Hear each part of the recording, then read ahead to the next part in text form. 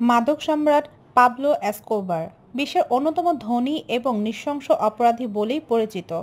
১৯৪৯ সালের ১ ডিসেম্বর ম্যাডেলিনের পাশেই এক ছোট্ট শহর অ্যানভিগালতে জন্মগ্রহণ করেন এসকোবার। কৃষক বাবা এবং স্কুল শিক্ষিকা মায়ের ৭ ছেলেমেয়ের মধ্যে তৃতীয় ছিলেন এসকোবার। তাই শৈশবকাল অভাবেই কেটেছে তার।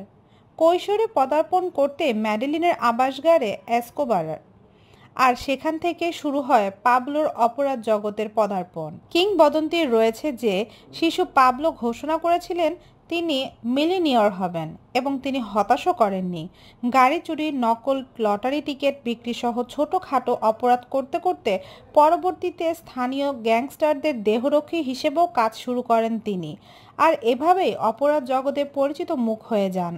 ম্যাডেলিনের এক স্থানীয় সরকারি কর্মকর্তাকে অপহরণ করে $১,০০,০০০ বাগিয়ে নেওয়ার পর ম্যাডেলিনের অপরাধীদের কাছে নায়ক বনে যান পাবলো। আর ঠিক সেই সময়ে কলম্বিয়াতে কোকেনের ব্যবসা শুরু হয়েছে মাত্র, আর যুক্তরাষ্ট্রে কোকেনের চাহিদা শুনে পাবলো তার পরবর্তী পরিকল্পনা ঠিক করলেন। কোকেন পাচারই হতে পারে তার মিলিনিয়ার হওয়ার প্রধান রাস্তা। এসকোবার ছোটভাবেই শুরু করলেন। ১৯৭৫ সালের কথা, বলিভিয়া থেকে কোকো পেস্ট আমদানি করে তার ভাইয়ের সাথে কোকেন বানানো শুরু করলেন। তারপর পুরনো প্লেনের চাকায় সেগুলো ভরে ছোট্ট একটা প্লেনে করে পানামায় পাচার করতেন তিনি। প্রতিবার $৫,০০,০০০ কোকেন পাচার করলেও বিমানবন্দরের অফিসারকে প্রায় $৩,০০,০০০ করে ঘুষ দিতে হতো। সুতরাং বেশি লাভের জন্য আরও বড় শিপমেন্ট পাচারের প্রয়োজন হয়ে পড়ল। কলম্বিয়ার বাসিন্দা হলেও তিনি আমেরিকায় মাথা ব্যথার কারণ ছিলেন। মাদক পাচার করে বিপুল অর্থের মালিক হওয়ায় পাশাপাশি তার নৃশংসতার শিকার হয়েছিলেন বিচারক, সাংবাদিক, ম্যাজিস্ট্রেট, পুলিশ, এমনকি নিজের দলের লোকেরাও। ৮০-র দশকে কলম্বিয়ায় প্রচলিত ছিল, তুমি যতই ক্ষমতাশালী ও গুরুত্বপূর্ণ হও না কেন, যদি এসকোবার তোমাকে খুন করতে চায় তবে কেউ তোমায় বাঁচাতে পারবে না। কুখ্যাত এই মাদক সম্রাটের নৃশংসতার চরম নিদর্শন হলো ১৯৮৫ সালের সুপ্রিম কোর্ট চত্বরের হামলা। এই হামলায় ১১ জন বিচারক নিহত হয়েছিলেন। এছাড়া তার নৃশংসতার আরও এক নিদর্শন হলো প্রেসিডেন্ট পদপ্রার্থীকে হত্যার জন্য একটি যাত্রীবাহী বিমানে বিস্ফোরণ ঘটানো, যে বিস্ফোরণে মারা যান বিমানের ১১০ জন যাত্রী। ঘটনাচক্রে ওই বিমানে প্রেসিডেন্ট পদপ্রার্থী ছিলেন না, তবে তার একটি অন্য রূপও ছিল। কলম্বিয়ার ম্যাডেলিনের গরিব আদিবাসীদের কাছে তিনি ছিলেন দেবতার মতো।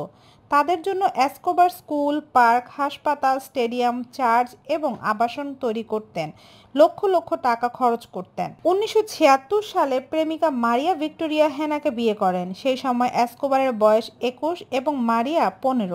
তাদের সম্পর্ক পরিবার মেনে না নেওয়ায় দুজনে পালিয়ে গিয়ে বিয়ে করেন। তাদের ২ সন্তানও হয়। ছেলের নাম রাখেন হুয়ান পাবলো এবং মেয়ে ম্যানুয়েলা।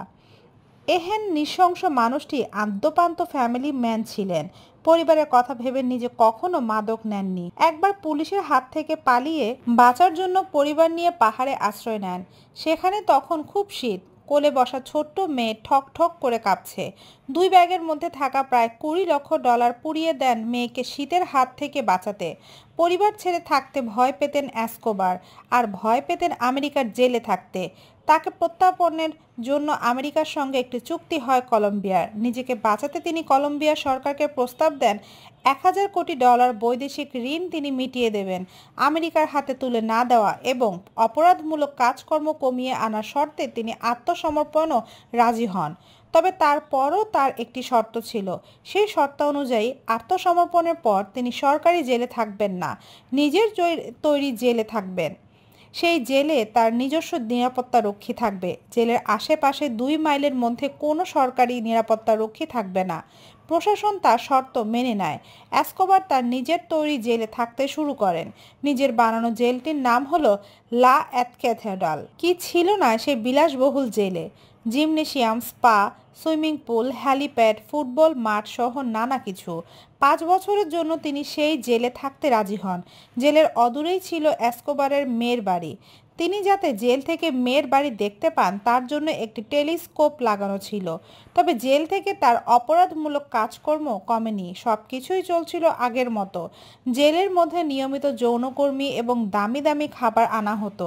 এসব সত্ত্বেও তৎকালীন কলম্বিয়ান সরকার কার্যত অন্ধের মতো বসেছিল। কিন্তু তাদের ধৈর্যের বাঁধ ভেঙে যায় যখন এসকোবার জেলের মধ্যে তার 4 সহযোগীকে খুন করেন। 1992 সালে কলম্বিয়ান বাহিনীটি জেলটি ঘিরে ফেলে এবং তাকে আত্মসমর্পণ করতে বলে। 9 জন সঙ্গীকে নিয়ে তিনি পিছনের একটি সুড়ঙ্গ পথে পালিয়ে যান। লা ক্যাথেড্রাল থেকে পালানোর পর তাকে ধরার জন্য বিশেষ দল গঠন করা হয়। সেই দলের নাম দেওয়া হয় সার্চ ব্লক। 16 মাস পর তার খোঁজ পাওয়া যায় মেডেলিনের একটি মধ্যবিত্ত কলোনিতে। সার্চ ব্লকে আনাগোনা টের পেতেই তিনি ছাদ দিয়ে পালানোর চেষ্টা করেন।